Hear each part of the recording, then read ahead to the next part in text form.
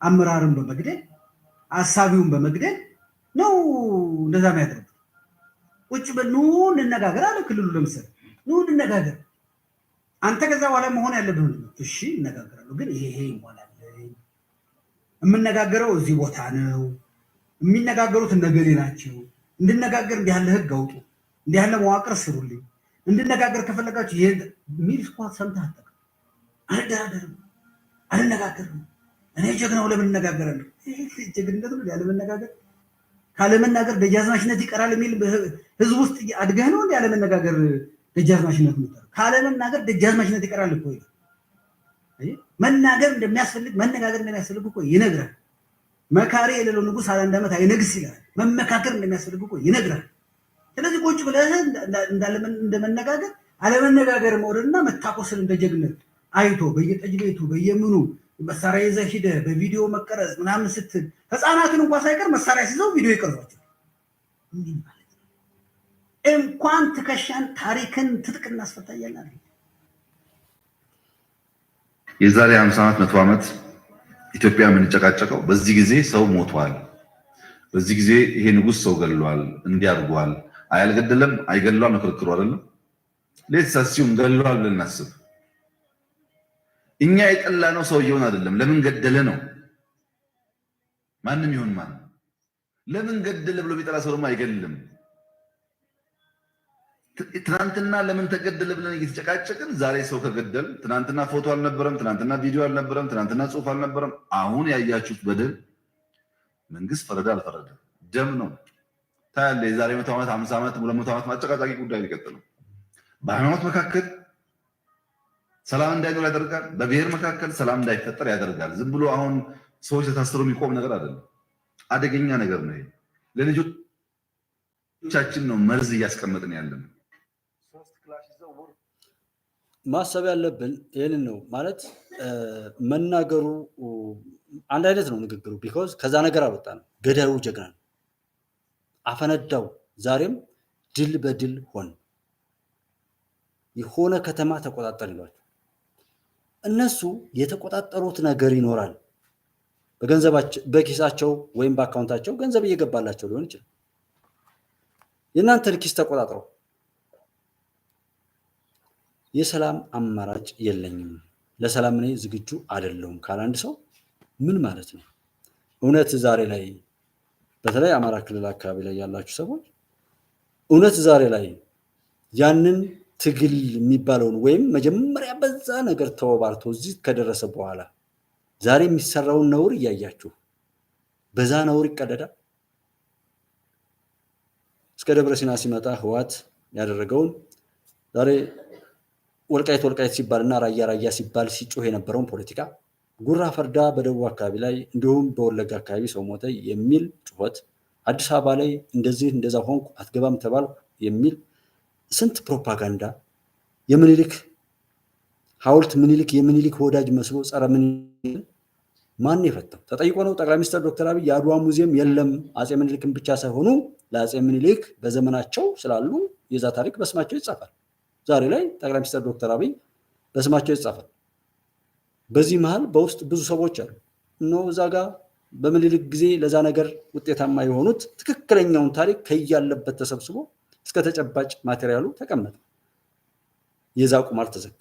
ፊንፊኔ ከኛ አዲስ አበባ በርበራ የኔ ነው ፊንፊኔ የኔ ነው ተብሎ አንድ የጥፋት አባት ያሰማራቸው የፉኝት ልጆች ሲራገጡ አፋን ኦሮሞ ተናጋሪና አማራ እየተባለ ሲራገጡበት የነበረውን ፖለቲካ በምን አይነት ጥበብ እንደተዘጋ የምታውቁት ነው።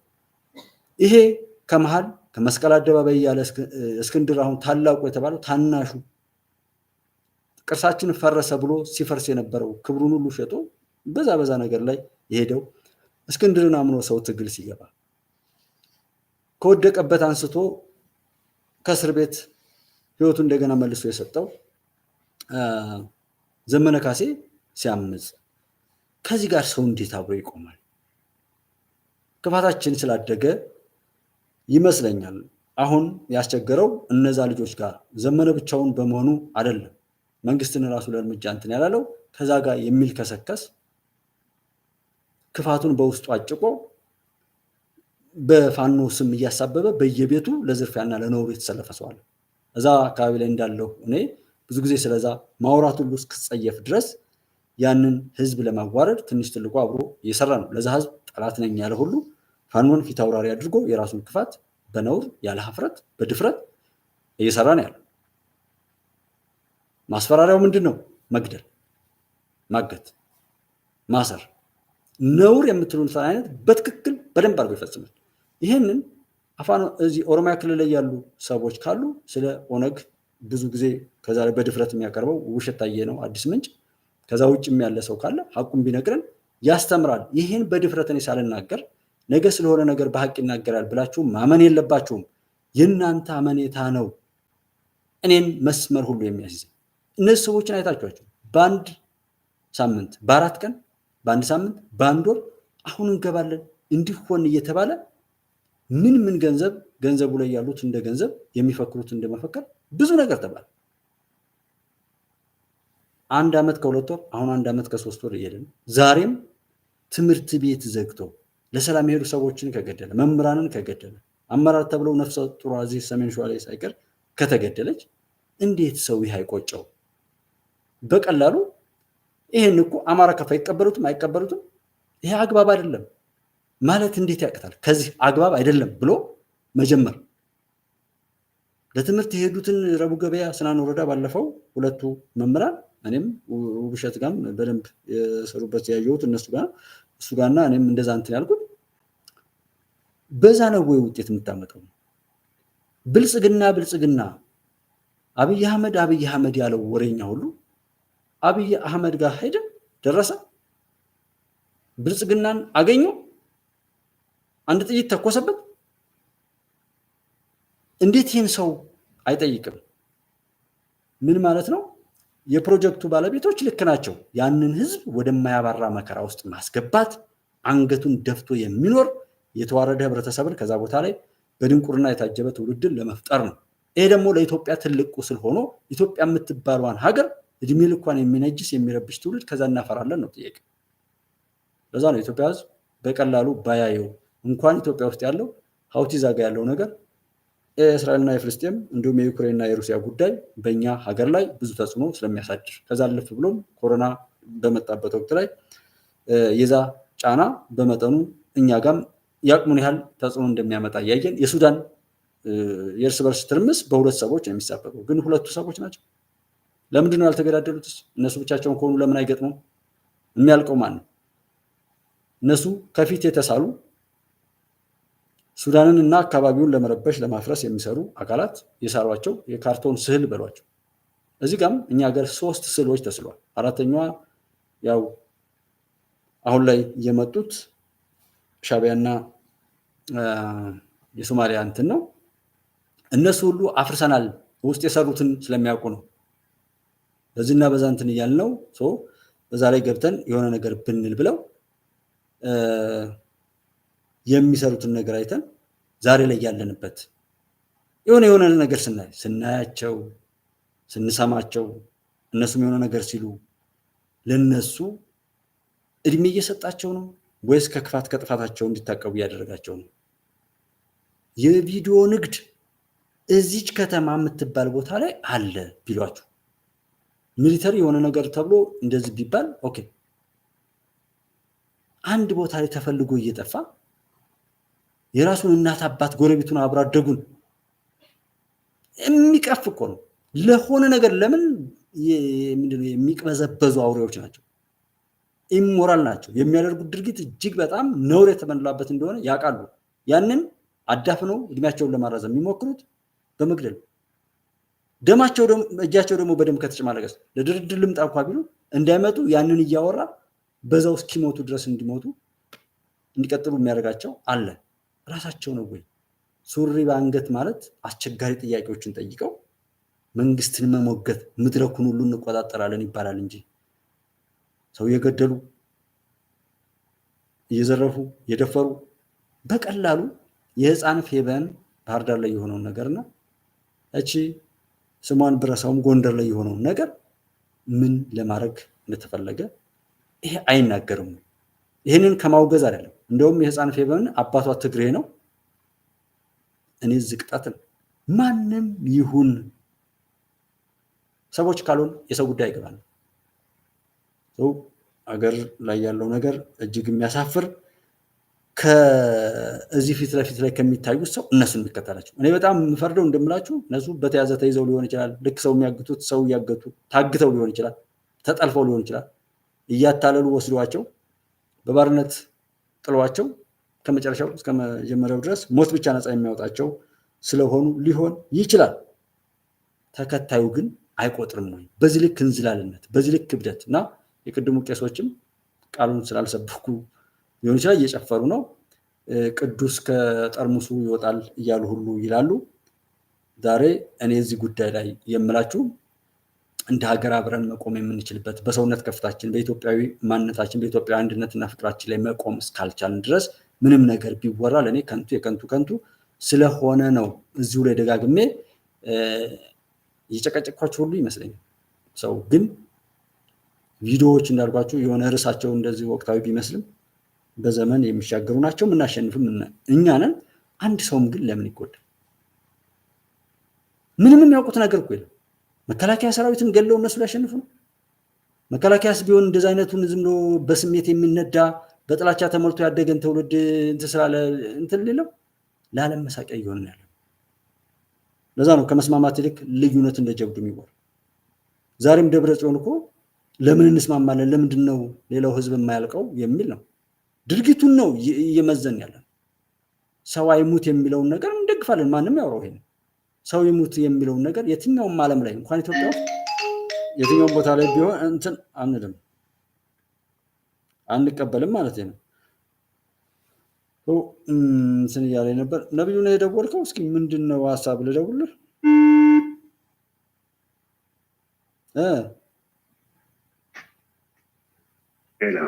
ሄሎ ነብዩ፣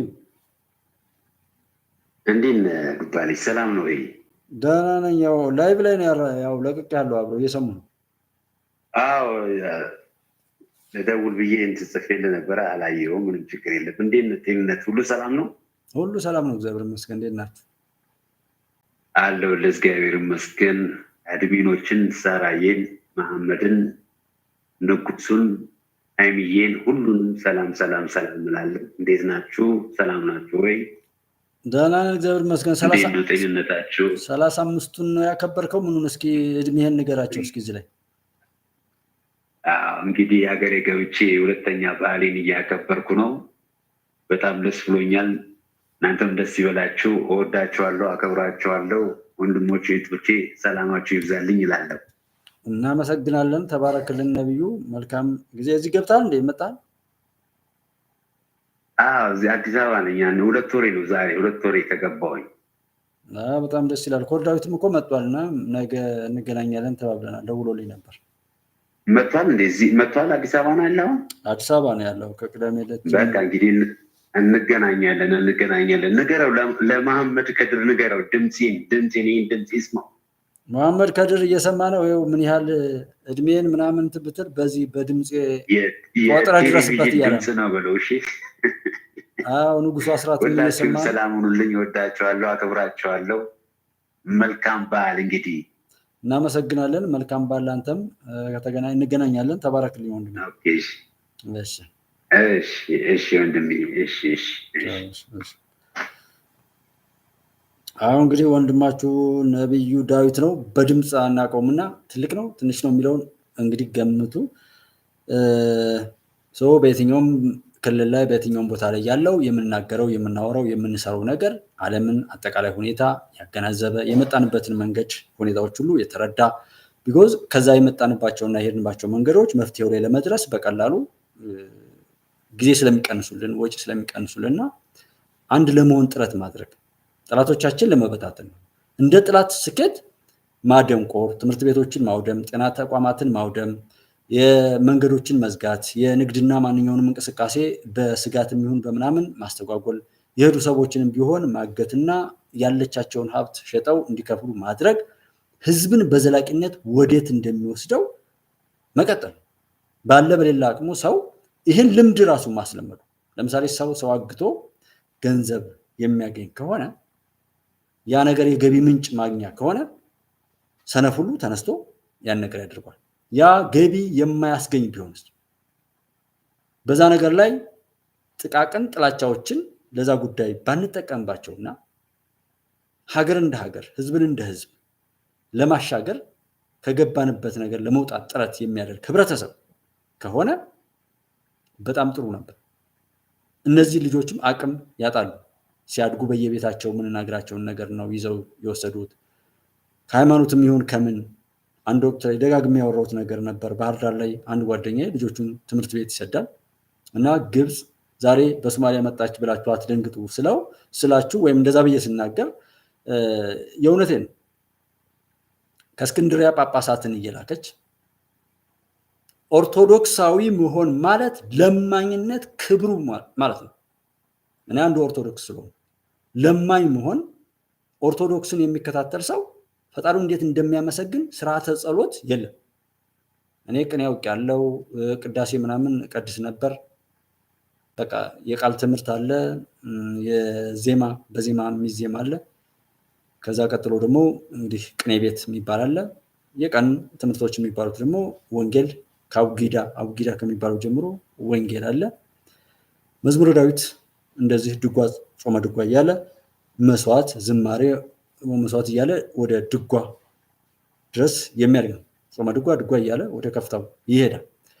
ከዛ ለብቻው ደግሞ አቋቋም በራሱ ትልቅ እንትን እሱን ሁሉ ብዙ ዘመናትን የሚሄድ በቅዱስ ቁርአን በኩል እንደዛ ነው። ቁርአን ሐፊዘር ለመሆን ወይም ደግሞ የእስልምናው የሚጠይቀውን ነገር ለማሟላት 20 ዓመታት በላይ ይፈጃል። በደንብ ለሚከታተል ሰው ማለት ነው። ኦርቶዶክስ ላይ ያለው እንደዛ እና እዛ ጋር ድረስም ብንሄድ ስንት ጊዜ መስገድ እንዳለበት ልክ እስልምናው ላይ እንደው ሰው እንዴት በዛ ልክ ለምንድን ነው ያልተማርነው ሁሉ ብዬ የምንጠይቅበት አንዱ ነገር ነው። ቤዚክ ነው፣ ጠይቁ።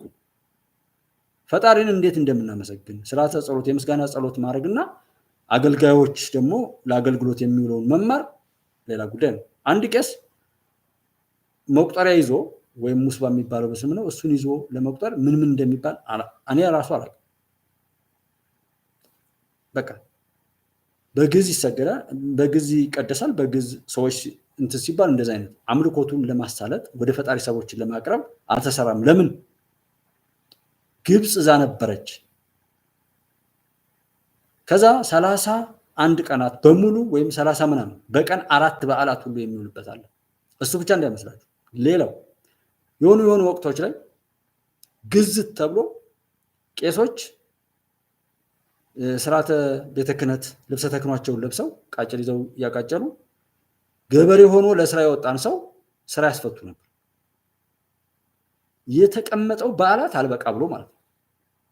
በበዓል ያረሰ በበዓል የሰራ በሚል ከአካባቢው ህብረተሰብ ማግለል፣ እሱ በቃ ሙስሊም ነው ወይም ሃይማኖቱን እንደዚህ ትቷል።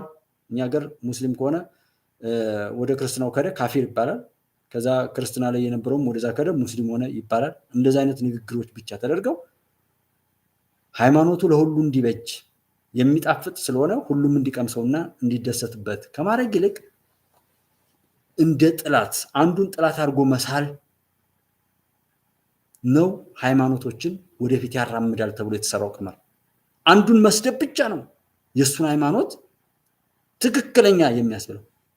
እሱን አይነት ውህደት አለ። ዛሬም እነ ማናቸው ናክሱም ቲዩብ ምናምን የሚባሉ በዚህ በተለይ በቤተክርስቲያን ስም ላይ ያላችሁ ወንድሞች ብዙ ጊዜ ተሳድቤም ስለማውቅ ነው እንዲነዳችሁ ነው እንጂ እናንተ መስደብ ጽድቅ ነው፣ ለእናንተ በሽታ ማንሳት ይሆናል።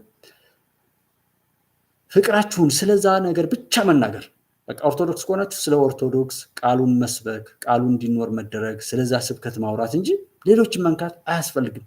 ውድቀት ማለት ያ እንዲህ ሊባል ኦርቶዶክስ እንዲያጠፏት እነንቶን የመጣው ምናምን ምዕመኗን ያልያዘች ጠፍታ ይል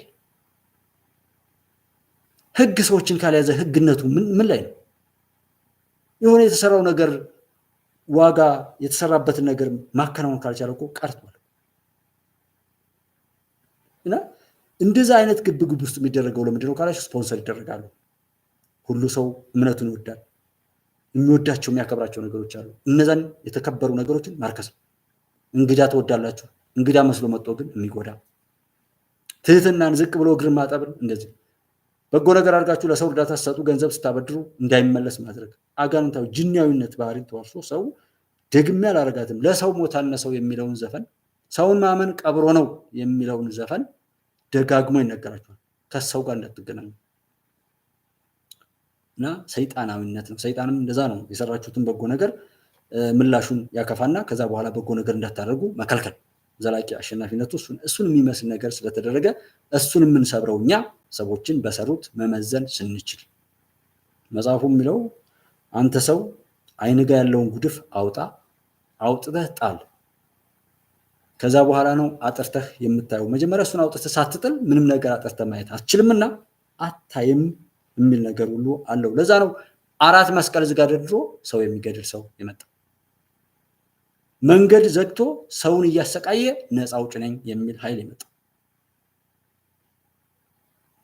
የኛን ብልግና እስካልተቀበልክ ድረስ አትማራትም የሚል ኃይል የመጣው ለዚህም የሚያጨበጭብ እጅ የመጣው ለዚህም ገንዘቡን የሚሰጥ አእምሮ ቢስነት የተዋረሰው የለፋበትን ገንዘብ እንኳን ለሌላ ኃጢአት መሸመቻ የሚያደርግ ሰው ዛሬም ሰው በመግደል ረደኑ የሚል ቀረርቶ ይዞ ምንሽሩን ይዞ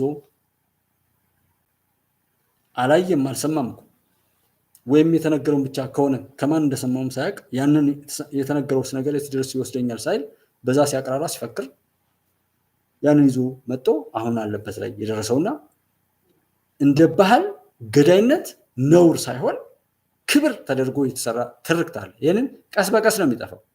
ግን ዛሬ ላይ የሚደርሰውን ነገር እያያችሁ በራሱ ላይ እንዲሆንበት የማይፈልግ ንብረት ሲወድም፣ ጤና ጣቢያ ሲወድም፣ ወንጀል የሰሩ ብዙ ጥፋት የፈጸሙ ሰዎችን ከእስር ቤት ሰብሮ ማውጣት ባለ በሌላ አቅማቸው የሚፍጨረጨሩ ሰዎችን አንተ እንትና ተብሎ የራስን ጥላቻ ለማውረስ እየተሞከረ ከሞት ድረስ የሚካሄድበትን ሂደት በዚህ ነክ ግብታዊነትና ገለልተኝነት የተሞላበትን ነገር ማስተዋሉ ይሄ አሁን እየተደረገ ያለው የት ድረስ ይወስዳል፣ ምን ውጤት ያመጣል ማለት ሲምፕል ምንም ቀመር አያስፈልግም። ከዛ ዛሬ መጣና እኛ ኢሳያስ እኛ የተቀጠርነው አለ ኢትዮጵያን ለማጎሳቆል ነው። ግብፅ እኛን የምትረዳን እኛ ኤርትራውያን ጠንክረን እንደ ሀገር ነፃ ወጥተን የምንቆም ሆነን አይደለም ይላል።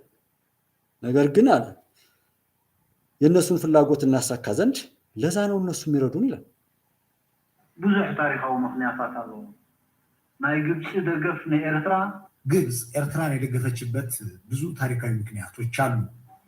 ወይ ደገፍ ተዳነ ነይሩ ኮይኑ ንኤርትራ ከም መጓጤ ለኢትዮጵያ ቅሳነት መክልኢ መሳርሒ እምበር ግብፃውያን ኤርትራን የደገፉበት ወይም ግብፅ ኤርትራን የደገፈችበት ምክንያት ኢትዮጵያን ሰላም ለመንሳት ነው፣ ለኢትዮጵያ ስራ ለመስጠት። ኤርትራ ናጽነታ ክትረክብ ሞ ልኡላውነት አረጋጊፃ ክትነብር ትኽእላ ዝብል ሓሳብ አይነበረን። ኤርትራ ነፃ ሀገር ትሆናለች፣ ሉዓላዊ መሆና በሰላም ትኖራለች ብለው አይደለም። ሓደ ካብ ዓብይ ስትራቴጂያዊ ፀገም ግብፂ ናይ ኒል ማይ ዋናው የግብፅ አጀንዳና ስትራቴጂካዊ ጉዳይ የአባይ ውሃ ነው። ኣብዚ ማያት ዝህልሙ ቁፅፃር ናይ ግብፂ ብዘይ ምርግጋእ ናይተን ኣብ ውሽጢ ማይ ዝብገሰሉ ቦታ ዘለዎ ሃገራት ክመፃ ይኽእልን ዝብል እምነት ነይርዎም። ግብጾች የውሃው መነሻ የሆኑት ሀገራት ካልተበጠበጡና ሰላም ካላጡ በስተቀር ይህንን ውሃ እኛ እንቆጣጠሩም የሚል የጸና እምነት አላቸው። እዚ አሉታዊ ጠማምታ ዝኸመይ ገይሩ ማዕቢሉ ኣብ ናይ ግብፂ ፖለቲከኛታት ናቱ ታሪክ ኣለዎ። የግብፅ ፖለቲከኞች ለምን ይህንን አመለካከት ያዙ የሚለው የራሱ ታሪክ አለ። ይህንን ከሰማ አንድ ሰው ከዛ በኋላ ወደ መፍትሄው ነው መሄድ ያለበት ወይም ወደዛ ነው መቀጠል ያለበት። አፍርሱ ይህንን ከሶማሌላንድ ጋር ያደረገችውን እንትን መቀዶ መጣል ነው የሚል ቀዳዳ መሳይል ሰምታችሁና ሀገር ነው ምንም ኤክስኪውዝ የማታደርጉለት ምንም ነገር እያወራን ያለ ነው እኮ ያቺ ሀገር የምትባለዋ ስላለች ነው። ባትኖር ዛሬኛ የለን ብንኖርም የማንም መጫወቻ ሆነን እቃ ሆነን ነው የምንኖረው። የትኛውም ቦታ ላይ ሰው ጥገኛ ሆኖ እዛ ቦታ ላይ የማይናገረው ለምንድን ነው? የዛ ሰው በጎ ነገር ወይም በጎ ፍቃድ ወይም የዛ ሀገር በጎ ይሁንታ እስካለ ድረስ እንጂ ያ ሰው የሚኖረው እሱ እንደፈለገ ሆኖ አይደለም እና ኤክስኪውዝ ባለ እንትን ባለ ማወቁ ያው ሰው የነጋበት ሲነቅ ሆኖ ለመምጣት የሞከረ የዛሬ 50 ዓመት 100 ዓመት ኢትዮጵያ የምንጨቃጨቀው በዚህ ጊዜ ሰው ሞቷል፣ በዚህ ጊዜ ይሄ ንጉስ ሰው ገድሏል፣ እንዲያርጓል፣ አያልገደለም አይገድሏል ነው ክርክሩ አይደለም። ለተሳሲውም ገድሏል ብለን እናስብ። እኛ የጠላነው ሰውየውን አይደለም፣ ለምን ገደለ ነው። ማንም ይሁን ማን ለምን ገደለ ብሎ ቢጠላ ሰው ደግሞ አይገልም። ትናንትና ለምን ተገደለ ብለን እየተጨቃጨቅን ዛሬ ሰው ከገደል ትናንትና ፎቶ አልነበረም፣ ትናንትና ቪዲዮ አልነበረም፣ ትናንትና ጽሑፍ አልነበረም። አሁን ያያችሁት በደል መንግስት ፈረደ አልፈረደ ደም ነው። ታያለ የዛሬ 100 ዓመት 50 ዓመት 200 ዓመት ማጨቃጫቂ ጉዳይ ሊቀጥል። አዎ እውነት ነው። ኮክቴ ሰላም ምደር መልካም እለት። እንግዲህ እስኪ ህልም መይ ተኝተህ ዝም ብሎ መተኛት አይደለም መልእክት ይመጣል ይባላል ሰው ሲተኛና መልእክቱን እንድትነግረን መልካም ሌሊት ማለት እፈልጋለሁ። እና በኋላ የመጣችሁት ወንድሞቼ ሁሉ ሰላም ናቸው ወይ? አብራችሁ ስላላችሁ በጣም ነው ደስ የሚለን። ብዙ አስራት ሰይዴ አንቶኒዮ ራዳልቱ እና ሌሎችም ኤምቲዩብ ሰላም ነው። እኔ በፈጣሪ ስም እናገራለሁ ሳልሳሳ እስከ ህይወትም የሚደርስ መስዋዕትነት ለመክፈል ዝግጁ ነኝ። ከውርደት ሞት ይመረጣል። ሞቶ ያለ ይመስለዋል። ለምሳሌ ዛሬ ላይ ልጆቹን ማስተማር የማይችል ሰው ያዘመረውን ለማዝመርም በቤቱ ወጥቶ የማይገባ ሰው እንደ በግ እየታሰረ ያለን ክፈል እየተባለ ኖርኩ ባይል ይሻላል። ሞት ማለት ያ ነው። ልጆቹን የማያስተምር ከሆነ ባለው ነገር ላይ እሱ ማዘዝ የማይችል ከሆነ በልጁ ላይ በሚስቱ ላይ የማያዘዝ ከሆነ መኖር ነው። ሞት ይህ ነው። የአካል ሞት ምንም ችግር የለውም። እናንተ አትፍሩ፣ ስጋን እንጂ ነፍስን የማይገድሉትን እነርሱን አትፍሩ፣ ይልቁንስ ስጋንም ነፍስንም የሚገድለውን እርሱን ፍሩ ይላልና እኛ የዱዓ ክፍተት ተፈጥሮ እንጂ በዱዓ ብንሄድ ኖሮ ብዙ በሽታዎችን እናራግፍ ነበር። እና የቅድም ቄሶችም እንደዛ እየዘመሩ የሚመስለው እነዛ ልክ ናቸው አይደለም ወይም ናቸው በትክክል ባንል እንኳን በቃሉ ላይ መጥተው ዛሬ ላይ በየቦታው እየሄዱ ስራ ለማስቆም የገዝቱ የነበሩ ካህናት ዛሬ ላይ ጦርነትን ለማስቆም ጽና ይዘው ልብሰ ተክኖትን ለብሰው ለምን በየሀገሩ አይሄዱም? እና ጭፈራ ላይ ናቸው የሚያስብለው ያ ነው። ከውርደት እንግዲህና ፈጣሪ ግፍ የሚፈጽሙትን ሁሉ ያው ባለማጥፋታቸው እስራኤሎችን ቀጣ ይላል። በሀገር ላይ እንግዲህ የሚፈጸም ግፍ በቸልተኝነት ማለፍ ኃጢአት ነው። የወደብና በራስ ወንዞች ያለመጠቀም ባርነትን አሜን ብሎ መቀበል ነው። እነሱ በዛ ሰሩ። እንዴት እንደሰሩ በቤተ ክርስቲያን ላይ በእምነት ላይ መጎሳቆል ቅማሉን እየቀመለ በድህነት መኖር ጽድቅ ነው። ሰማያዊውን ህይወት አሄራውን ወይም ዘላለማዊ ህይወት በነፃ ታገኛለህ አሉ። ሰው በሰነፈ ቁጥር ወደ ገዳማት ሄድና ያ እንደ ጽድቅ ነው። እሱ ያንን ሰማያዊውን ህይወት እንትን በማለት ነው። ፈጣሪ ደግሞ ማድረግ የምንችለውን ሁሉ አድርገን ከዛ በጎደለ ያም ቢሆን እንደዛ ነው። ግን ሰነፍ የሆነ ኑሮ ወይ ትዳሩ አልጠናለት ካለ በዛው ያፋታና ወይም ይፋታና ከዚህ በኋላ አላገባም በሚል እንደዛ እየተሄደ ነገር እንደዚህ ማለት ምንድነው? እምነትን ያህል ነገር ታውቃላችሁ። ዛሬ ለዛ ነው ስለ ሃይማኖት ሲነሳ ሁሉም ሰይፉን ያነሳል።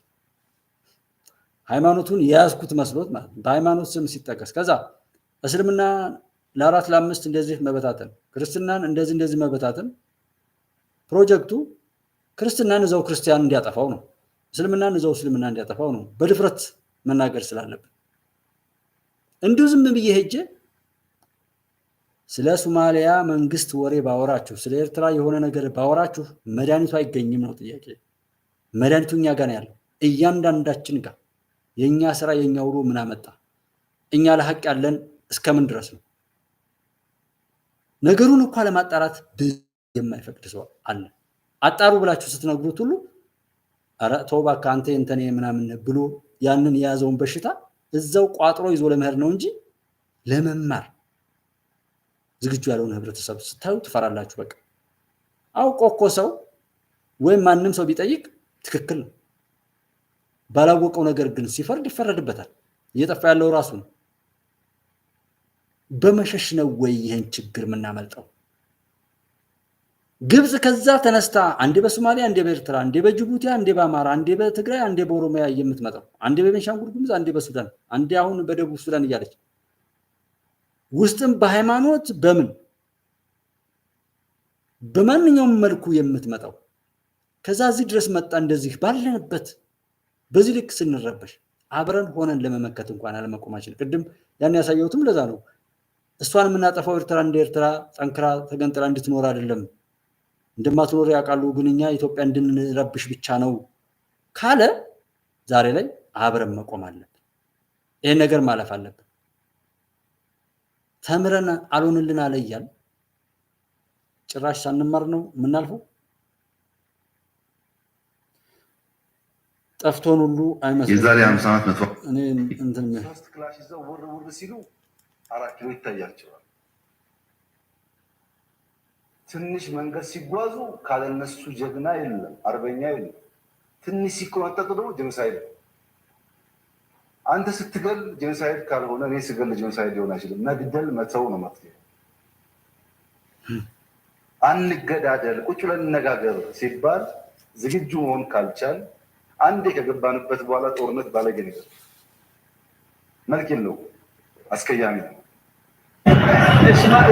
እና ይሄ አልገባን ብሎ አይደለም እንደምታውቁት ወንድሞችና በዛ መልኩ ነገሩን ለማስተካከል ብንሄድ ግን የተሻለ እንደሚሆን ነው የማስበው። ዛሬም እንደዛ አደረጉ ሰው መፍትሄው ላይ ብንሰራ የተሻለ ይሆናል እንጂ ሌላ ምንም የሚያመጣው ነገር የለም።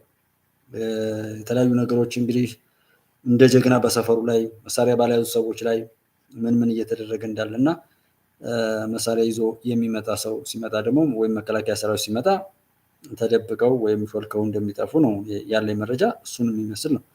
አይ ካለ ሰው የራሱ ጉዳይ የሚሆነው ግን ሀቅ ነው የሚያሸንፈው። እኔ 100% ምናምን ከዛም በላይ ካለ እሱን ነገር መናገር የምችለው ይሄ ቡድን መሞቱም ሆነ መግደሉ እሱም ቢሆን መሰቃየቱና ሌሎች ሰዎችን ማሰቃየቱ ስለሚነደኝ ነው እንጂ የማሸነፍ ያለማሸነፍ ጉዳይ ቢኖር ሀቅ እንደሚያሸንፍ አውቃለሁ። እሱን ነው ተግባራዊ የማደርገው የሚደረገው ማለት ነው። በገፍ እየገቡ እንደሆነ ያው የምታዩት ስለሆነ ማለት ነው።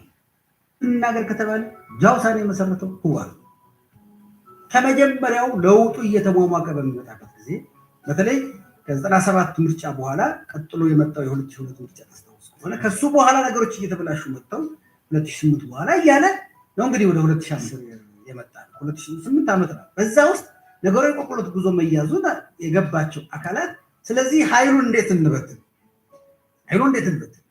በተለይ ደግሞ የአማራ ክልል ለትግራይ ቅርብ ስለሆነ የህወሓት ደግሞ ሁለት መሰረት ይዞ ስለነበረ አዲስ አበባን አንድ መሰረት መቀሌን አንድ መሰረት አርጎ ለመጫወት ስለሚፈልግ በሁለቱ መሰረቶች መካከል ወይም በሁለቱ ካምፖች መካከል መሀል የገባው አማራ ክልል ስለሆነ አማራ ክልልን ላዳክም የሚል ሀሳብ ስለነበረ እዛ የነበሩ የተወሰኑ በወቅቱ ብአዴን ውስጥ የነበሩ ከባህዴንም ውጭ የነበሩ ኃይሎች ጋር ያኔ የነበሩ የህወሓት አክራሪ ኃይሎች ግንኙነት ነበራቸው።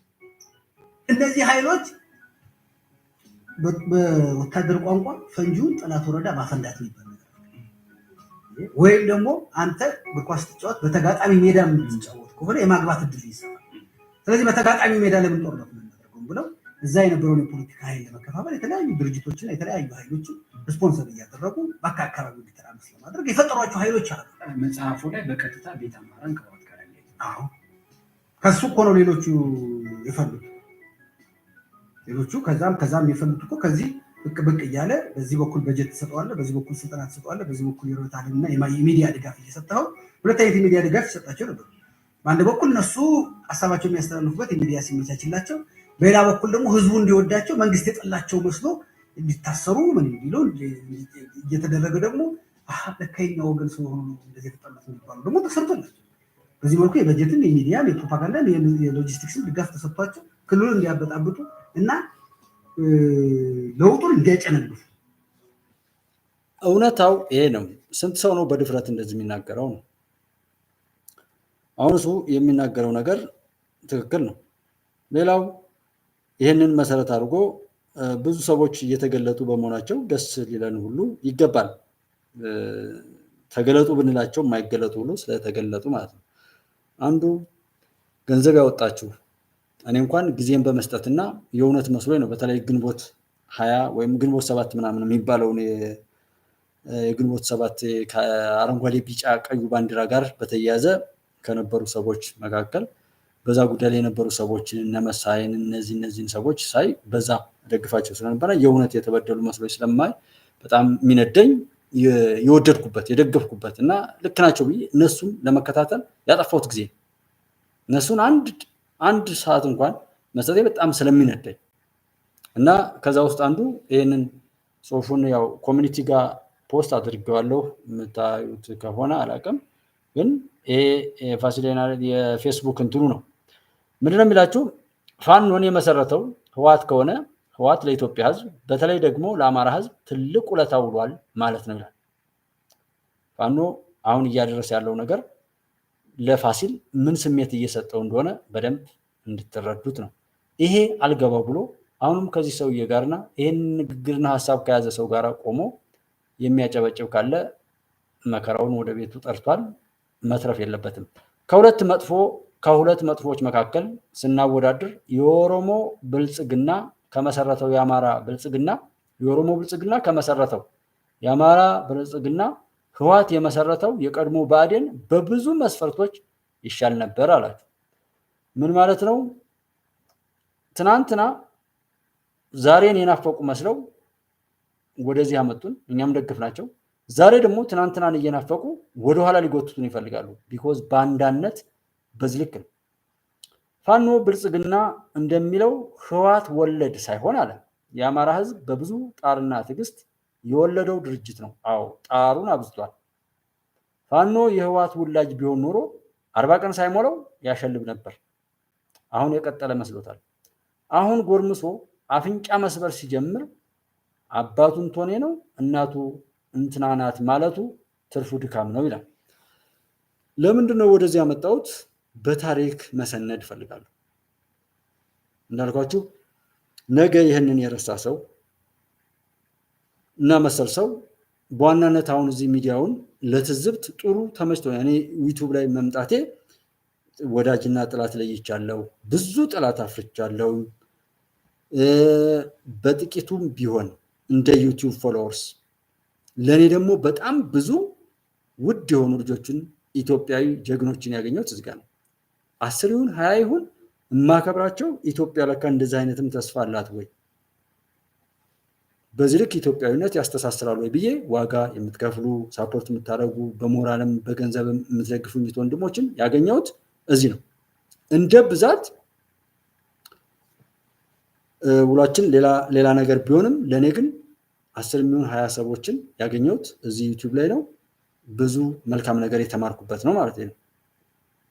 እና ጥላቶች ይሄንን የማካትተው ማህበራዊ ሚዲያ ላይ ነገ ነፋሲል የት ነው የሚወድቁት? ፍጻሜያቸው ምንድን ነው የሚሆነው? ዛሬ ብዙ የሚንዘላዘል ሰው ብዙ የራሱን እብደት እነንቶኔ የፈጸሙለት የመሰለው እብድ ሁሉ ሊያብድ ይችላል። ነገ ግን ይገለጣል። ያኔስ ሾት ላይ ያኔ ደግሞ አብረን የምናየው ሆነና በታሪክ እንዲሰነድ በማለት ነው ወደዚህ ያመጣሁት ነው ዋናው። አጎታችሁ ደግሞ አንዳንዴ ምን እያደረገ እንደሆነ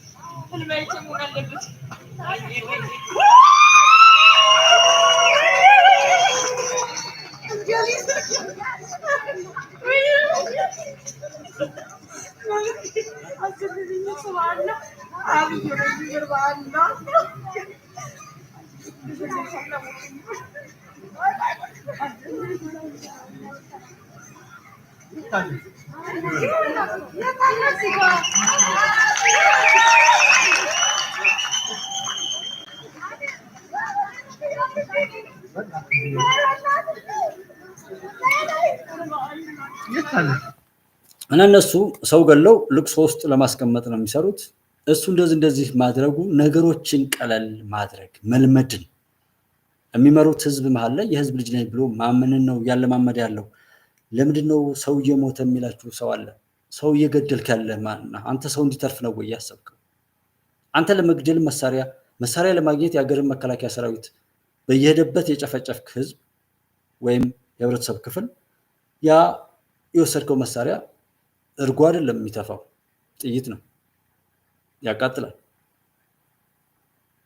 እና እኔ እንደው ይሄንን አሁን ሰውዬ አለማመስገን ኦኬ፣ አታመስግኑ። ቢኮዝ አይታይም። ይሄ እንዴት ይታያል? ማን ነው? አፍሪካ ውስጥ እኮ ነው፣ ኢትዮጵያ ውስጥ እኮ ነው ሰውን በመግደልና በመቀጥቀጥ ብቻ ጀግንነቱን ሊያሳይ የሚችል መሪ የኖረበት ሀገር የኖረበት ምድር ላይ ዛሬ ሃይላንድ አንጠለጠሉብኝ ምን አሩብኝ ተብሎ ስንት ጭፈራ ሲደረግላቸው ስንት ጮህ ሲደረግባቸው የነበሩ ሰዎች ከዛ ከወጡ በኋላ አይደል እንዴ ያን ሃይላንድ አንጠለጠሉብኝ ጋር አሉት ላይ ይሄዱት። ቅድም ያልኳችሁን መሳይ ምናምን ትናንትና ያወሩትን ማየት እኮ ዩቲዩብ ጥሩ ነው። አሁን ያለው ሶሻል ሚዲያ እኮ ጥሩ ነው። ሰክረውም ይሁን የሆነ ተናደው ወይ ተደስተው ያወሩትን ሁሉ እዚህ ጋር ይቀመጣል። ሰርች አድርጎ ኦኬ መሳይ መኮንን በዚህ ዓመተ ምህረት ምን ብሎ ነበር?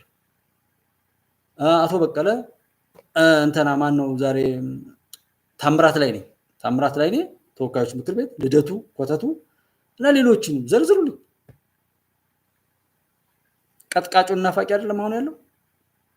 ዛሬ እንደዚህ እኮ የሚባሉት እስኪ ይቅር እንባባል የሚለው ነገር የሌሎች አጀንዳ ስለሆነ ነው የሚል ነገር ነው እስካሁን ድረስ ሽፋን የምሰጠው።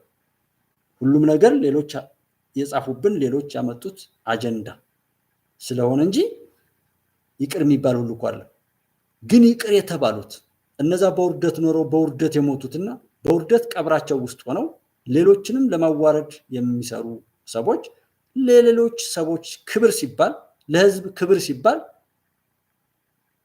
ምህረት የተደረገላቸው ሰዎች ናቸው። ያንኑ ልምዳቸውን ይዘው መጣው የሚያዞሩ ላይክ ደብረጽዮንን ዘመነን ተመልከቱ። የታስረው የተፈቱትን ሰዎች ቁጠሩ። ዛሬ ታምራት ላይ አምኛለሁ ሰርቄያለሁ ብሎ ስልጣኑ ላይ ባልጎ የወጣን ሰው አይቷል። ዶክተር ደሳለኝ ጫኔ አማራ በመሆናቸው ብቻ የታሰሩ ሰዎችን ቤተሰቦቻቸውን ለመደጎም ጎፈንድሚ እርዱኝ ምናምን እያለ ልመና ጠይቋል መሰለኝ። እናሱ አጀንዳ እኔ ሰዎች ብንሆን ዶክተር ደሳለኝን በመተው ብቻ እናስተካክለው ነበር። አንተ የተወካዮች ምክር ቤት አባል ነህ። መጀመሪያ ዛሬ ላይ የምታወራ ከሆነ ባህር ዳር ላይ ከ32 በላይ ሙስሊም ወንድሞቻችን ታግተው በብዙ ሚሊዮን ገንዘብ ተለቀዋል። ዛሬ ላይ ከትናንት ወዲያ አየር ጤና ባይማዶ አካባቢ ላይ ሙሽራዋ እስከ ቤተሰቧ ታግታ ሄዳ ገንዘብ እንትን ብሏል። እጅግ ነውር እየተፈጸመ ነው። ከዛ በመናገር ጀምር። የእውነትህን ይሁን የውሸትህ 10 የሆነውን አንድም ብለህ ቢሆን ለይስሙላም ቢሆን አግባብ አይደለም እየሄዳችሁበት ያላችሁት ብለህ ከዛ ተነስተህ ስለሌሎች ብታወራ ግን ምን እያለ ነው እሱ? በግልጽ እኔ አብን ሲቋቋም የአማራ ስስ ብልት ሌላው ሁሉ ብሔርተኛ ሲሆን የኢትዮጵያ ሕዝብ አማራ ብሔርተኛ አልሆነም ነበር። ኢትዮጵያ ይል ነበር።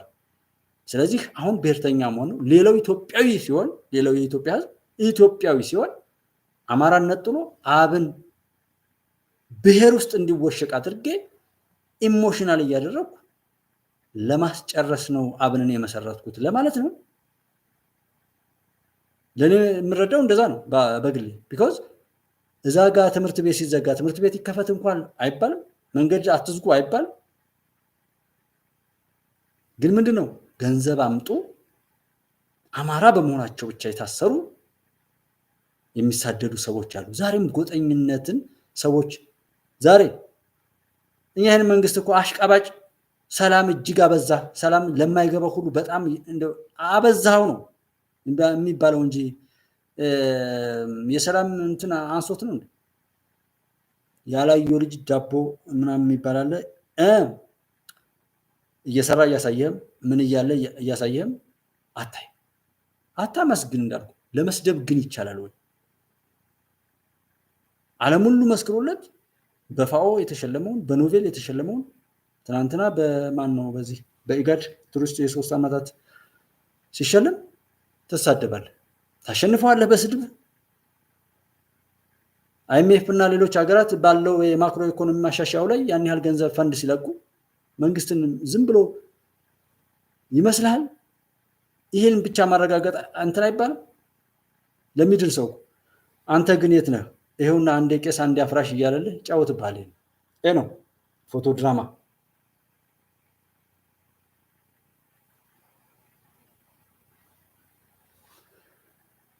ጨዋታው እና ይሄንና መሰል እውነት ላይ ነው ያለው። ኤኒዌይ ዛሬም ብናስተውልና መፍትሄው ላይ ይሄን ነገር መንግስትም እንደ መንግስት ህዝቡም እንደ ህዝብ፣ እኔ በዋናነት ህዝብ ጋር ነው ነገሩን ያየሁት። እዛው በየቀኑ ስለምደውል ሰዎች እንትን ስላላሉ ነው። እንዳይከፈታው በስብሰባ ወስነናል አሉ እኮ እንዴ! ምን በስብሰባው እየገደሉ ምን እያሉ ከሰደዷቸው እኮ በቃ ምን አለው ብለህ ነው። ይሄ በጣም የሚገርመው እሱ አይደል እንዴ እንዲህ በማለቱ ጀግናው ፋኖ ይኸውና ለውጤቱን ፋኖ የኛን የፍጥኝ አስሮ 10,000 20,000 ብር ሚል ፋኖ ነው። ፋኖ ሌባ ነው የማውቀው። ዘንድሮ እንዲያው አይተነው ሰምተነው አናውቅም።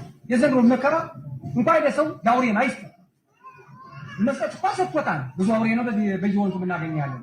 ለውጥ ጠመንጃ 100,000 ብር እየገዛ እየለወጠ ህዝቡ እሱ ተብላላ ተገደለ። ወንድሙን ገደለ። ቆመ ውሎ የሚያድር በ3 ቀን ያደረገ ነበር። ዛሬ ግን ይኸው ወደዚህ ለመምጣት ያቃተው ብዙ ነበር። አሁን ግን ምስጋና አይደል በእናንተ ላይ ሰልተናል። አሁንም ቢሆን ደግሞ ሰልቱልን እና አሁንም ቢሆን እናንተ ካላችሁልን ዙሮ መዳናችን አይቀርም መትረፋችን። እነዚህ ሰዎች አሁን ስታዩቸው ዶክተር ደሳለኝ ባንዳነት ባይመታው ወይ ምች መታው ይባላል፣ የሆነ ሰብል ዋግ መታው ይባላል። በተለይ በጣም በቅጠሉ ምናምን እንትን ይልና በግዙ ላይ ሰምና ወርቅ እንትን ባለው ላይ በጣም ቡቃየው ያምራል። ቅጠሉ እጅግ በጣም ዘንድሮማ በጣም ብዙ ምርት ነው የማገኘው ብላችሁ ስታበቁ አጋጣሚ ወይ ምች መተዋል ወይም የሆነ ንፋስ መተው ምናምን ይባላል። በተለይ ሰብል በቅጠሉ አድርጎ ዝርዝሩ ምናምን ፍሬ ሳይዝ እዛ ላይ የሚቀርበት ማለት ነውና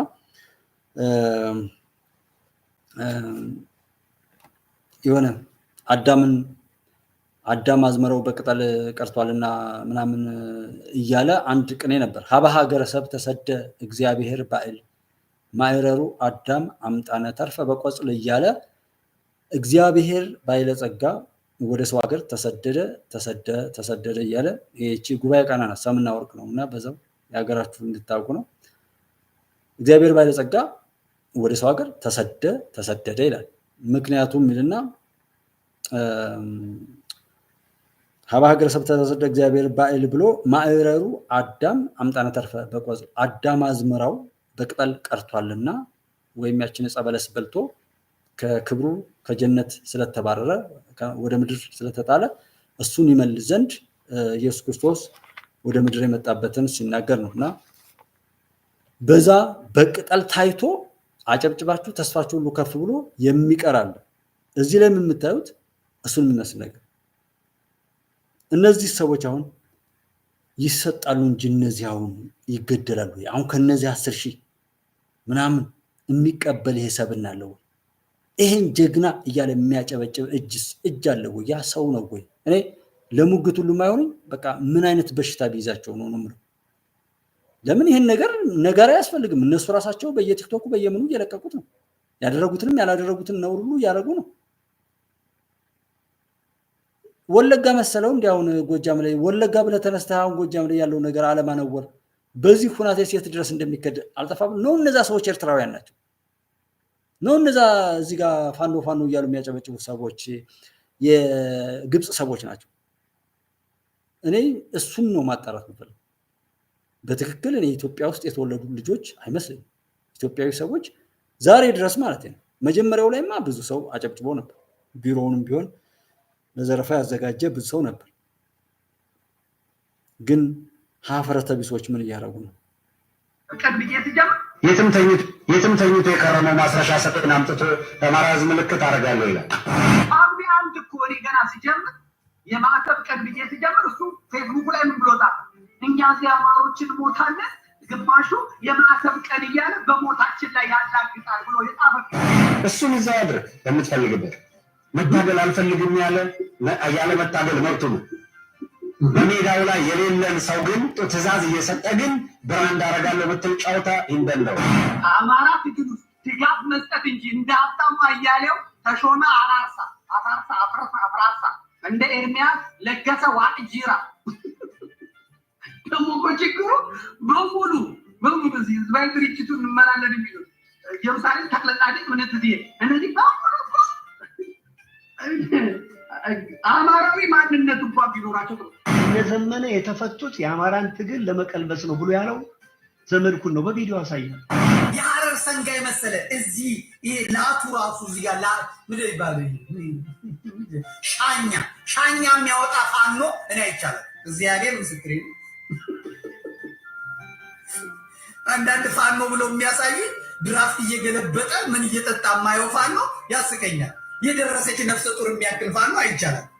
ምን አባቱ ሊያረግ ነው? እንዴ ሊሮጥ ነው? ሊዋጋ ነው? ሊተኩስ ነው? ይሄ ነፍሰ ጡር ዲያስፖራ ይሆን እስክንድርን ብትቃወም ነክሬሃለሁ ያለው ዘመድኩን ነው በመረጃ ቴሌቪዥን። ምሬ ወዳጀው የሚባል ምስኪን አለ መተኮስ እንጂ ማውራት የማይችል የፖለቲካው ስርዓት ያልገባው የዓለም ሁኔታ ያልገባው ምስኪን ልጅ አለ። ምንም ማናችሁም በማትፈርዱበት በቃ መተኮስ ይችላል። የሱ ሰራዊቶች በራሳቸው ወደ ሌላ ሄደዋል። ስሩ ያሉት ልጆች እንትን ብለዋል። ነገር ግን እሱን ይዘው የገንዘብ እያላሱት ገንዘብ ብልጭ እያደረጉለት ያስለፈልፉታል። እንዴት አይጠይቅም ሰው? እኔ ምን አደረኩ? እኔ ምን አደረኳችሁ? ንገሩኝ። ፋኖ ማለት እኮ አማርኛ የሚናገር አልሸባብ ማለት ሌላ ምንም ታርግ ነው። እኛ ማንመራት ኢትዮጵያ እኛ የፈለግነው ታሪክና መሬት እማንወስድ ከሆነ እንደ ሶሪያ በትንትማዩ አልሸባብ ከዚህ በላይ ምን ወንጀል ሰራ? አልሸባብ የገደለውን ሰው ሬሳ አውጥቶ በኬሚካል ሲያቃጥል አላየሁም። አልሸባብን ያስናቀ እኮ ነው ፋኖ ማለት። ከዛ ፋኖን እንደ አገር አዳኝ አድርጎ ዝም ብሎ የሚለፈልፍ ሚዲያ ላይ ተጥሎ ስትሰሚ ደግሞ እንዴት ነው የተበላሽ ነው ያለ ፋኖ ራሱ እኮ ነው እየተናገረ ያለው ቴሌቪዥን ላይ ወጥቶ። እኔ ይሄን ቪዲዮ በታሪክ የምታዩት ነው። ስንት ሰው እንደሚያየው ስንት ሰው ጀምሮ እንደሚጨርሰው ሁሉ እንድትታዘቡበትም ጭምር ነው ማድረግ የምፈልገው ማለት ነውና ይህንና መሰል እውነት ላይ የሚደረጉ ነገሮችን እያየን ያድናል ወይ ጉዟችን? ከዛ ነገር ያወጣናል ወይ? የሚቀይረን ነው ወይ ለማለት ፈልጋለሁ። ያው እንደዛ አይነት ነገሮችን እያየን እስኪ በዚሁ ላይ ስንት ሰው ቢኮዝ አያለው እያንዳንዱ የሰዎችን ሀሳብ እንዳልኳችሁ ስለማይና ከማንም ደግሞ እንትን ያለ ሌላ እንትን አለኝ እኔ የምጠይቅበትና የሆነ ማዝንበትም እንደዛ ነው። በጣም ማዘን ይሰማኛል። ጀስት ሰዎችን ማዳን ስለምፈልግ ኢትዮጵያን ማሻገር ይቻላል፣ ትሻገራለች፣ ሀቅ ይወጣል።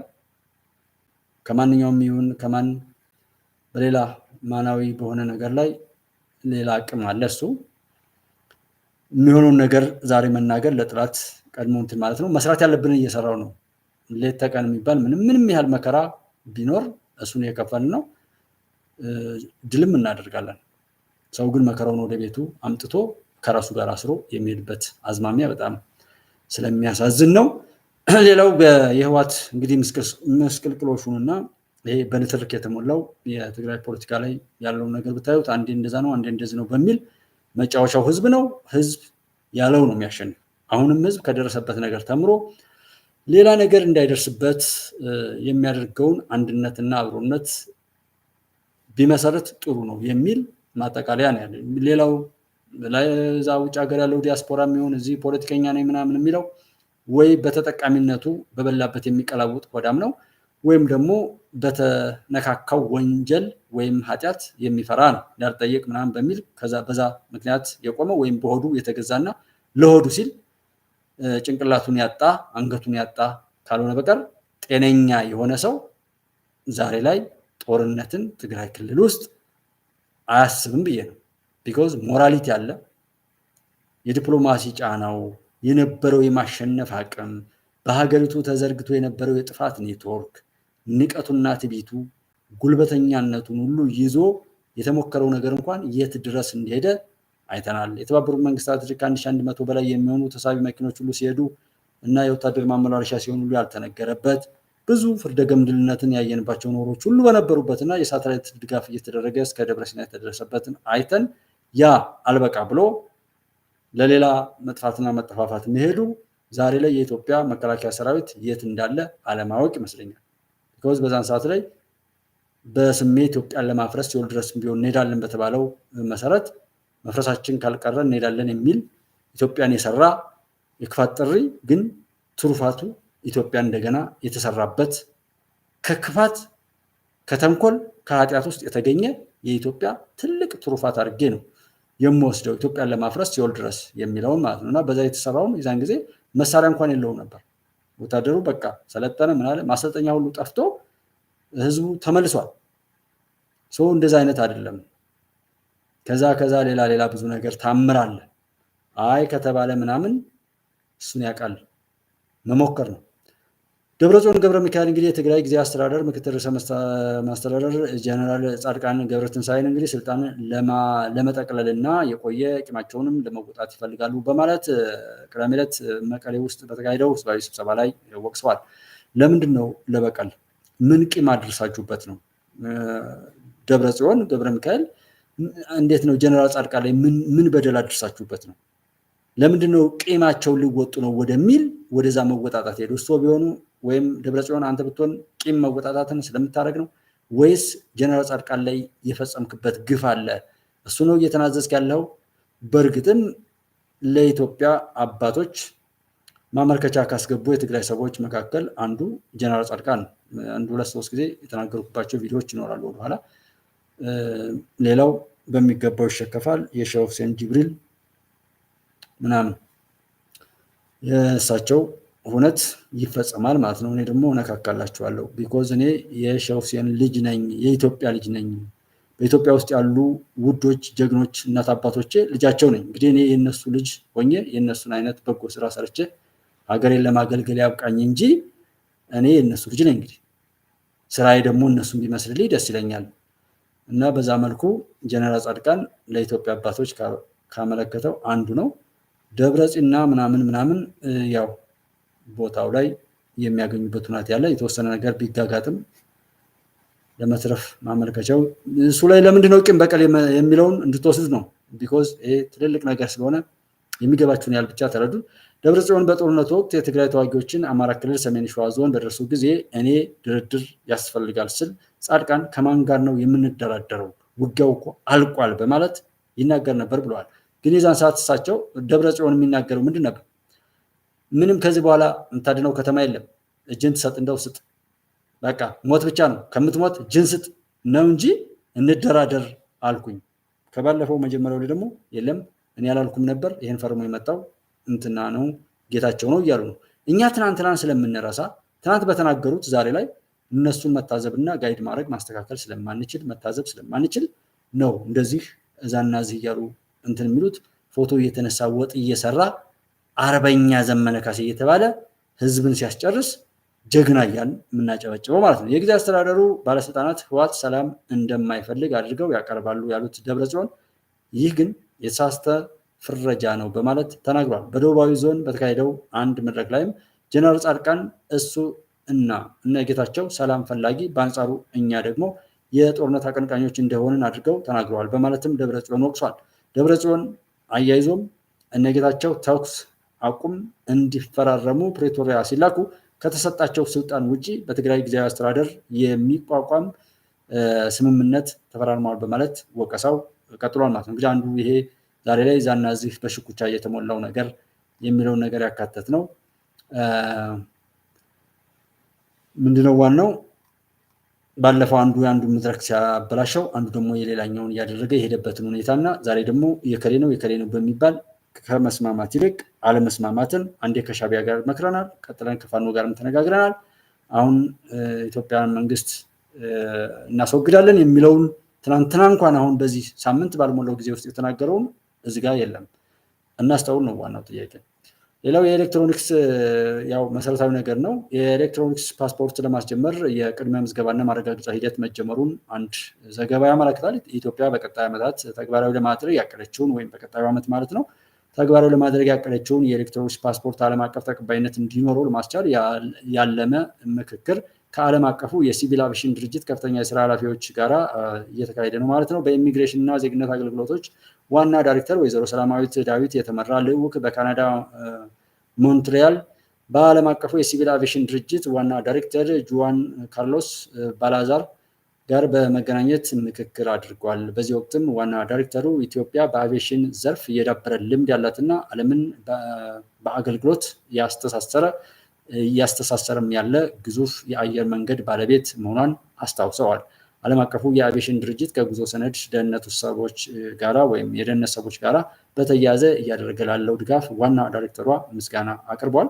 ድርጅቱ በቀጣይም ኢትዮጵያ ወደ ኤሌክትሮኒክስ ፓስፖርት ስርዓት በምታደርገው የቴክኖሎጂ ሽግግር ላይም የአቅም ግንባታ ስልጠናን ጨምሮ ልዩ ልዩ ድጋፎችም እንደሚያደርጉ ላቸው ያው ወይዘሮ ሰላማዊት ተናግረዋል ማለት ነው። ዋና ዳይሬክተር ጁዋን ካርሎስ በበኩላቸው ኢትዮጵያ ወደ ኤሌክትሮኒክስ ፓስፖርት ስርዓት ለመግባት ያሳለፈችውን ውሳኔ በማድነቅ በቀጣይም ተቋማቸው ያለማቋረጥ ወይም የማያቋርጥ ድጋፍ እንደሚያደርጉላቸው አረጋግጠዋል።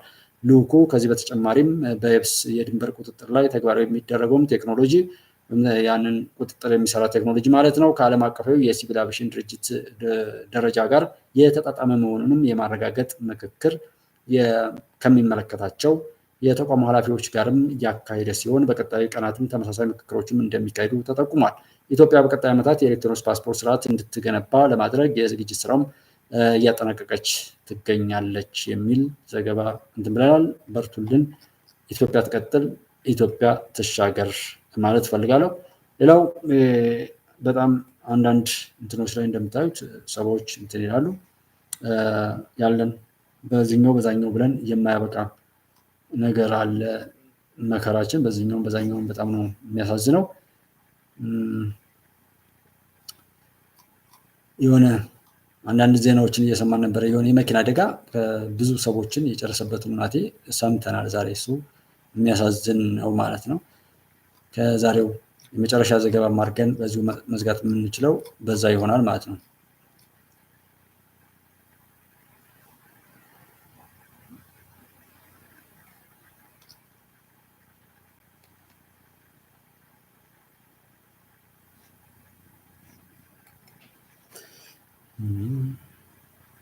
ይህ እንዲህ አይነት የአንድ ዓመት ትምህርት መስተጓጎል የሚያስከትለው ጣጣና ውድቀት መገንዘብ ነው ያለበት። ከተሞች ላይ ይተኮሳል። ከዛ በኋላ አሁን እኮ ማደር አይደለም ማርፈር እኮ እየቻሉ አይደለም። ፎቶ ይነሱበታል፣ ከተማ ተያዘ ይባላል፣ ወሬ ይወራል። ከዛ በኋላ በሚቀጥለው ቀን የለውም። ይህ እንዲህ አይነት ትግል እየተደረገ ተማሪዎች ሁሉ ከትምህርት ገበታቸው ይስተጓጎሉ። ማን ይጠቀማል በዚህ? ወንድማችን የሚናገረውም ያው ይሄ የማይቆዩበትን ከተማ ያዝን እያሉ ሰዎችን የሚጫወቱበትን ሂደት ነው የሚገልጥልን። ምንድነው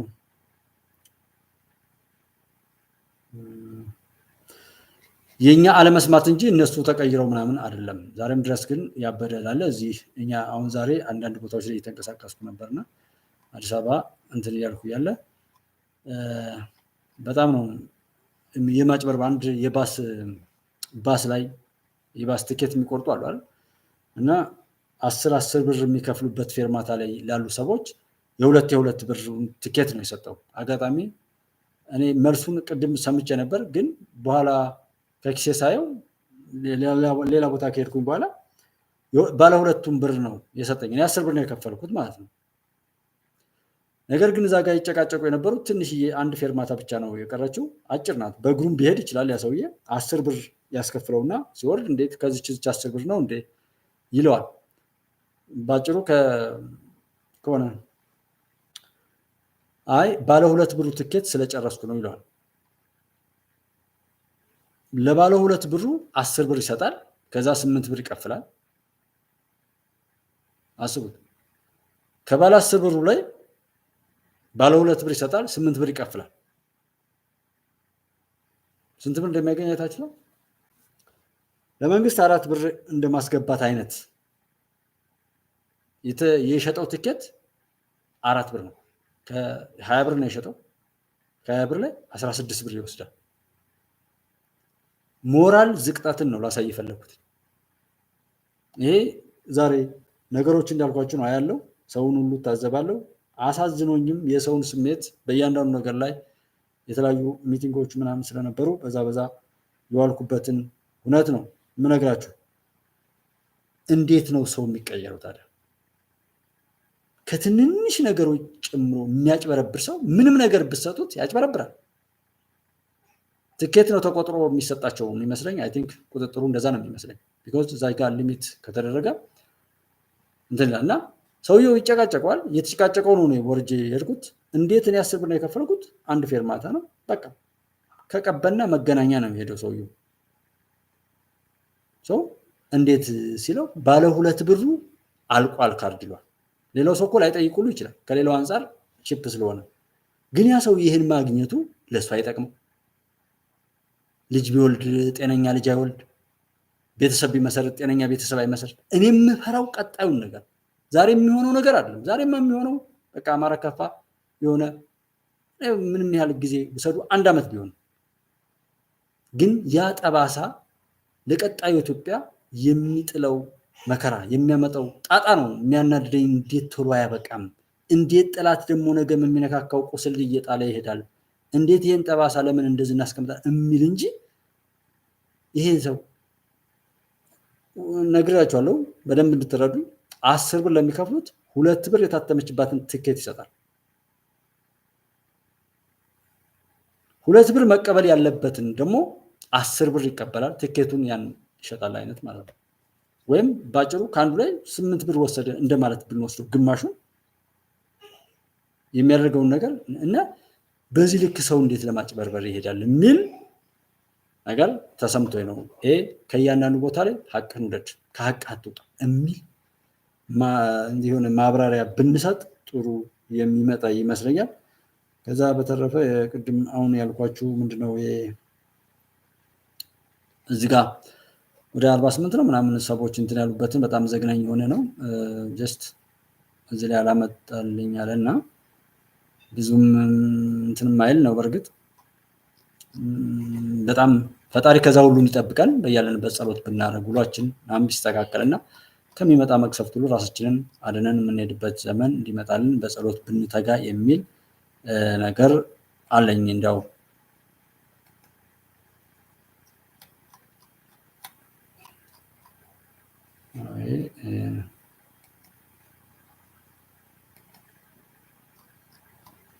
የተደመሰሰውን ምኑን ያው በየቦታው ስላለ ነው። ፖሊስም የሰጠው ማሳሰቢያ አለ በተለያየ ቦታዎችም ስላለ እዚህ ጋርም ጊዜ እንትን ስለማይል ነው። የፖሊስ ማስጠንቀቂያዎች ላይ መስቀል ደመራ በዓል እንግዲህ ሃይማኖታዊ ይዘቱን ጠብቆ ያለምንም የጸጥታ ችግር በሰላም እንዲከበር በቴክኖሎጂ የታገዘ ዝግጅት ማድረጉን ነው የኢትዮጵያ ፌዴራል ፖሊስ የገለጸው። የመስቀል ደመራ በዓል ሃይማኖታዊ ይዘቱን ጠብቆ ያለምንም የጸጥታ ችግር በሰላም እንዲከበር የኢትዮጵያ ፌዴራል ፖሊስ ከሌሎች የጸጥታና ደህንነት አካላት ጋር ውይይት በማድረግ በቴክኖሎጂ የታገዘ ቅድመ ዝግጅት አጠናቆ ወደ ተግባር መግባቱን ገልጧል። ክቡር የኢትዮጵያ እንግዲህ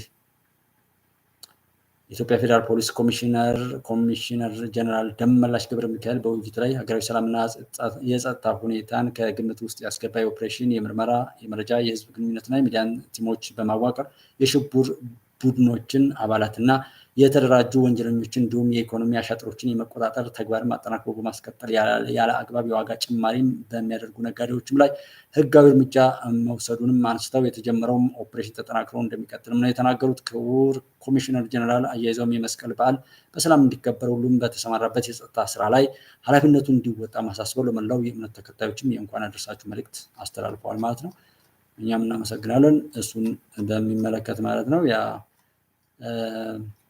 ቅድም ላይ እዚህ ያስቀመጥኩበት እንትን አለ እንጂ እሱን ነገር ለማጠቃለያ ልጠቀምበት ነበር የፈለግኩት። ዞሮ ያም ይሁንህ ከዛ መጥፎ ነገር ራሳችንን ለመጠበቅ መስራት ያለብን ነገር ቢኖር ነው። የትራፊክ አደጋ ነው እንግዲህ የ28 ሰዎችን ህይወት አሳለፈ የሚለው ከወላይታ ሶዶ ከተማ ወደ ዳውሮ ዞን ሲጓዝ የነበረ የህዝብ ማመላለሻ ተሽከርካሪም ተገልብጦ የ8 ሰዎችን ህይወት ቀጥፏል ማለት ነው። በወላይታ ዞን ፖሊስ መምሪያ የትራፊክ አደጋ መከላከልና ቁጥጥር ዲቪዥን ኃላፊ ኢንስፔክተር ወልዴ ቢሊሶ ለፋና ብሮድካስቲንግ እንደተናገሩት ማለት ነው። ከሟቾችን በተጨማሪ በ29 ሰዎች ላይ ከባድና ቀላል ጉዳት ደርሷል ነው አደጋው ዛሬ ቀን ላይ ማለት ነው 7 ሰዓት ገዳማ በወላይታ ዞን ኪንዶ ዲዳዬ ወረዳ ፈታታ ቀበሌ መከሰቱን ነው ያረጋገጡት። የተከሰተው አደጋ ከባድ መሆኑን ጠቅሰው የሟቾች ቁጥር ሊጨምር እንደሚችልም እንትን ብለዋል። የሞቱን ነፍስ ይማር፣ ለሌላም በማስተዋል ብናሽከረክር ያለ መጠን እንትን ባንል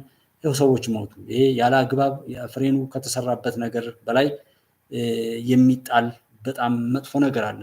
አቅሙ ከተሰራለት ነገር በላይ የሚደረገው ነገር የሚያሳዝን ነገር ስለሆነ እሱን ነገር ብናስተውልና በመስገብገብ ሰው በመሰብሰብ ብቻ የማይጠግብ መሆኑን አውቀን በመብላት ብቻ የማይጠግብ በመሰብሰብ ብቻ የማይከብር መሆኑን አውቀን በተለይ አሽከርካሪዎችም ተሳፋሪዎችም ይህን ነገር እንትን ብሎ ዘላቂው ህይወትን ያገናዘበ ነገር አድርገን ብንጓዝ ላለው በጣም የሚያሳዝን ነገር ነው። ዛሬ 28 ሰዎች በሌላ ደግሞ አንድ ሌላ አደጋ አለ። ይህንኛው ነበር መጀመሪያ እንትን ያልኩት በኋላ የመጣ ነበር። በጣም ወደ 40 ምናምን ሰዎች እንደዚህ በአንድ ቀን ማጣት የባለፈውን ነገር ሁሉ ስታዩት እኛ አሁን ይህንን ፈጣሪ ካልሆነ ማን ይመልሰዋል? በዚህ ጋር እርስ በርስ እየተባላ ነው፣ በዛ መሬት እየተንሸራተተ ነው፣ በዚህ ላይ ደግሞ የመኪና አደጋ እየመጣ ነው። በሁሉም ነገር ላይ እያለቅን ስለሆነ እና ሌሎች ስጋቶችም ደግሞ አሉና በደቡብና በምስራቅ ሊባኖስም ለሚኖሩ ኢትዮጵያውያን ጥሪ አቅርቧል። የኢትዮጵያ የውጭ ጉዳይ ሚኒስቴር መሰለኝ ወይም የዛ የእንትኑ ሊባኖስ ላይ ቤሩት ላይ ያለው ቆንስላ ጽሕፈት ቤት ወይም በደቡብና በምስራቅ ሊባኖስ አካባቢዎች ላይ የጸጥታ ችግር እየጠነከረ መምጣቱን ተከትሎ በሀገሪቱ የኢትዮጵያ ቆንስላ ጀነራል ጽሕፈት ቤት ለዜጎቹ ጥሪ አቅርቧል። ጽሕፈት ቤቱ በወጣው መረጃ በተለይም በደቡብና በምስራቅ ሊባኖስ አካባቢዎች ላይ የጸጥታ ችግር እየተጠናከረ መሆኑን ገልጦ በእነዚህ አካባቢዎች ላይ ያሉ የኢትዮጵያ ዜጎችን ለይቶ ማወቅም አስፈላጊ ሆኖ ተገኝቷል ብሏል። በመሆኑ በአካባቢው የሚገኙ ወገኖች ከታች በተቀመጠው መሰረት ስማቸውን ፓስፖርት ላይ እንደተጻፈው የፓስፖርት ቁጥርና ስልክ ቁጥራቸውንም እንዲያስመዘግቡ ጥሪ ቀርቧል። በዚሁ መሰረት በደቡብ ሊባኖስ ላይ ታየር፣ ሱር፣ ቢንት ጅብል፣ ማርጁን፣ ነበትዬ፣ ሳይዳ እና አካባቢው የሚገኙ ወገኖች በስልክ ቁጥር 03 73 54 51 ወይንም 03 87 10 89 እንዲመዘገቡ ጥሪ አቅርቧል። እንዲሁም በምስራቅ ሊባኖስ ላይ አልቤክ፣ ቤካ ሸለቆ እና አካባቢው የሚገኙት ደግሞ በስልክ ቁጥር 81 77 62 51 ወይንም 81 63 07 98 በመደወል እንዲመዘገቡ ማሳስቧል። ያው ይህንን ሰዎች ደጋግሞ ዘጋንትን ወይም ፖዝ ያደረጉ ቢሰሙት ነገሩን ማጣራት የሚችሉ መሆኑን ያሳሰብን። ፈጣሪ በያላችሁበት ደጋግ ኢትዮጵያውያንን ፈጣሪ አብዝቶ ይባርካችሁ። ራሳችሁንም ከመጣው ዓለም ላይ ያለው የሚያስደስትም ነገር ስላሉና ራሳችሁን በበረከትና በዱዓ በጸሎት እንድታጠጉ በጣም ነው የምናሳስበው። ሁሉም ነገር ከልኩ አያልፍም። ነገር ግን ዘመን ሰዎች የዘሩትን ያሳጭድ ዘንድ ወቅቱ ይመስላል። ወደ ኢትዮጵያ ትኩረት የምንለውም ለዛ ነው። ስራችንን ብናስተካከል ያ ስራችን ለእኛ መልሶ የሚከፍልበት እድል ስለምናገኝ ኢትዮጵያን ለማሻገርና ለመሻገርም የዘራ ነው የምንቀበልበት ሁናቴ ስላለና እንደው ባላወቅነው ላይ ከመፍረድ ራሳችንን አንደበታችንን ንጹህ በማድረግ ጧራ በማድረግ በመቶበት በመጸጸት ወደ ንስሐ መመለስና ከፈጣሪ ጋር ለመታረቅ ጥረት ብናደርግ ዘመኑን እንሻገራለን። መከራችን የበዛው በራሳችንም ልጆች ቢሆን ይሄ ነገር እየበዛ ያለው ያው የስራችን የኃጢአታችን ፍሬ ነው ብለን ነው የምናስበው። እሱን ነው የሚመስለው የኢትዮጵያ አባቶች እንትን የሚሉት ማለት ነው። ይህንን ይመስላል። ወንድሜ ሱሌማን ሰላም ነው ወይ? እንዴት አለ? ደህና ነው ወይ? እኔውን እስኪ ቦክስ እንትን እላለሁ፣ በድምፅ ልክላለሁ፣ አናግራቸዋለሁ። ጀስት እናሳውቃለን የሚል ጠቅላላ መልስ ነው የሰጡኝ። የጠየቅከውን በቮይስ አስቀምጣልኝ የነበረውን ምላሽ ማለት ነው። ዛሬ እሱን ጉዳይ እያጣራው ነበረ። ያለውን ነገር ቶሎ ሂደቱን እንትን ብለው እንዲነግሩኝ ብያቸዋለሁ፣ እነግራቸዋለሁ። በዛው ፍላጎት ያላቸው ሰዎች ካሉ ያው መረጃውን ሼር አድርገህ መቆየት ይቻላል። እነሱ እንደነገሩን የሚሰጡን አካውንት ካለ በዛ ሳፖርት ለማድረግ ማለት ነው። እና እሱን ይመስላል። ቮይስ ላይም የበለጠ አብራርቼ እንትን እላለሁ። ነገ ደግሞ አንዳንድ ነገሮች እዛ የምንገናኝበታለን። እሱንም ሁኔታ አይቼ ያለውን ነገር አሳውቃለሁ። ኢትዮጵያ መሻገር እውነት ነው። እዚህና እዛ ያሉ ጠላቶች የሚያደርጉት ነገር በሙሉ ሊነጋ ሲል ይጨልማል በሚል ነው እና ይሄ ፈተና የሌለበት ሀገር ወይም ፈተና የሌለበት የሆነ ነገር ስኬታማ ስለማይሆን መፈተናችንን የስኬት ምስክር አድርገን እኛ ግን በፈተናው እንዳንወድቅ መሆን አለብን። ፈተና ተማሪዎችን ያው የሚለካ ነው። ሳትፈትኑ አሁን ዲግሪ ዲፕሎማ ምናምን ዶክተሬት ዲግሪ ፒኤችዲ ቢሰጣችሁ አይመችም። ጀስት ያ መፈተኑ ጣዕምናው ለዛ ለስኬቱ በዛ ስሜት አይተን ኢትዮጵያን ለማሻገር ማድረግ ያለብንን ስናደርግ መፈተናችን ደግሞ የጥንካሬያችንና የሀገራችንን ልቅና የአባቶቻችንን ተጋድሎ ዋጋ ከፍ የሚያደርግ ስለሆነ በዛ መልኩ እንትንንበል ሀገራችንን ከሚያሻግሩ ማንኛውም አካላት መሪዎቻችን፣ መከላከያ ሰራዊታችንና ማንኛውም ሰዎች ጋር አብረን በመቆም የዚህ ዘመን የድል ባለቤት እንሁን። የኢትዮጵያ መሻገር እውን ነው። እኔ አንድም ቀን ቢሆን እዛ ጋር የሚንዘላዘለውን ሰውና የሚያብደው ሰው ሳይ ስለምናደር ነው ዛሬ ትንሽ ኢሞሽናል ሆኜ እንትን ያልኩትና ከዛ አንጻር ነው ያው ቀረባችሁ ይላል። ሀቅን አለመውደድ ራስን ነው እንጂ የሚያጠፋው ለሌሎች አይደለም። በጎ መሆንም ለራስ ነው። ሁሉም የዘራውን ያጭዳል። ኢትዮጵያ ታበጽሕያ በእግዚአብሔር። ተባረኩልኝ። በያላችሁበት ፈጣሪ ከእናንተ ጋር ይሁን። የለፋችሁበት የሰራችሁትን ሁሉ ፈጣሪ ይባርክ። በዓሉን የምታከብሩት ወንድሞችም በዓሉ የበረከት ይሁንላችሁ። ተባረኩ። ደህና ደሩ። ቻው